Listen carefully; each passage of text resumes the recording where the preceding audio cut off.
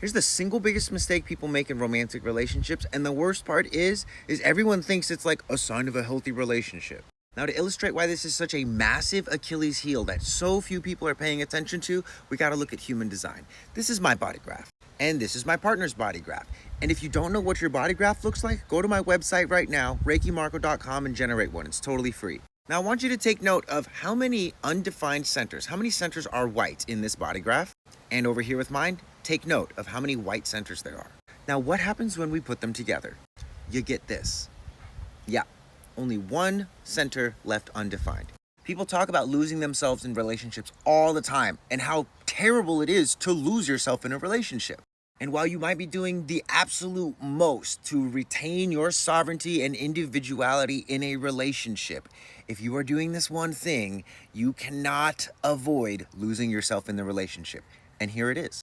The single biggest hindrance for true love and true matchmaking is just sleeping in the same bed as your partner every night.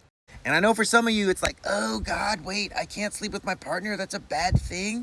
It's not a bad thing. It's just a reality thing. Right? Like if you sleep outside and it rains, you're going to get wet. So if you sleep next to your partner every single night, you're going to wake up with their stuff in your system and vice versa. Sleep is not a time for this. Sleep is a time so that my partner can get this and that I can get this. When we're awake and consciously relating, this is all super fun to explore. But when we're unconscious, when we're asleep and trying to get rest, trying to rejuvenate our own energy, this is not helpful. Every time you move, it interrupts their sleep. Anytime they're moving through a dream or like a challenging thing in their emotional or mental space, you're moving through it too, because you're right next to each other. Again, this is not personal. This is just physics. If you're close to somebody, you're picking up on their energy. Whether you have undefined centers or not, you're picking up on their energy.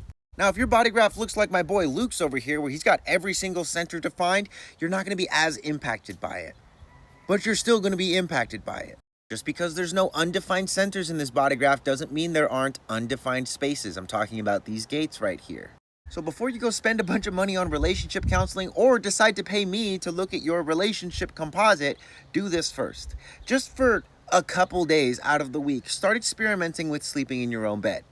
Anything over 10 feet of separation between you and your partner when you're sleeping is ideal. If you can have your own rooms, even better. From what I've seen with couples that actually start to do this, over half of the quote-unquote problems in their relationship just evaporates because they're just sleeping in their own bed. They're actually getting rest.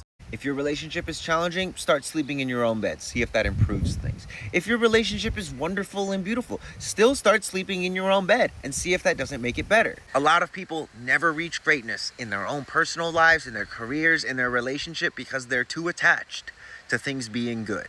So you might need to let go of how good things are so that you can actually experience how great things can be.